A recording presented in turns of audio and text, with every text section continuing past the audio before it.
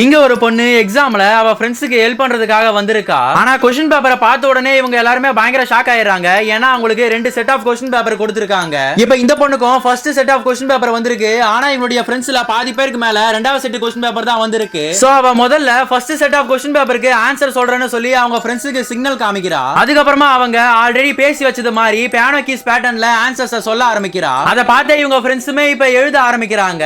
நேரம் போக போக அவளுக்கு வேத்து கொட்ட ஆரம்பிக்குது. அதே நேரத்துல second set of question paper வந்தவங்க பயத்துல நடுங்கிட்டு இருக்காங்க. ஒரு கட்டத்துக்கு மேல ஃபர்ஸ்ட் செட் வந்து கம்ப்ளீட் ஆயிடுது. அப்ப இவங்க அந்த ஆன்சர் ஷீட்டை கொடுக்க போறப்ப பக்கத்துல இருந்தவளோட ரெண்டாவது செட் கொஸ்டின் பேப்பரை இந்த பொண்ணு வாங்கிடுறா. அதுக்கப்புறமா அவ ரெண்டாவது செட்டோட ஆன்சரை சால்வ் பண்ண ஆரம்பிக்கிறா. அப்ப சரியா அவளுக்கு 20 நிமிஷம் தான் மிச்சம் இருக்கு. அப்ப கடைசி 5 நிமிஷத்துல எல்லா கொஸ்டினுமே சால்வ் பண்ணிட்டு அவங்க ஃப்ரெண்ட்ஸுக்கு ஆன்சர்ஸ் சொல்ல ஆரம்பிக்கிறா. கிட்டத்தட்ட டைம் முடிய போற நேரத்துல அந்த சார் எல்லாருமே ஸ்டாப் பண்ண சொல்லிட்டு இந்த பொண்ணை பார்த்து நடந்து வராரு. ஆனா இந்த சார் அவ பக்கத்துல வர வரைக்கும் அவ விடாம ஆன்சர்ஸ் சொல்லிட்டே இருக்கா. சரியா இந்த சார் இந்த பொண்ணுடைய ஆன்சர் ஷீட்டை எடுக்கிறப்ப அங்க எல்லாருமே எக்ஸாம் கம்ப்ளீட் பண்ணிடுறாங்க.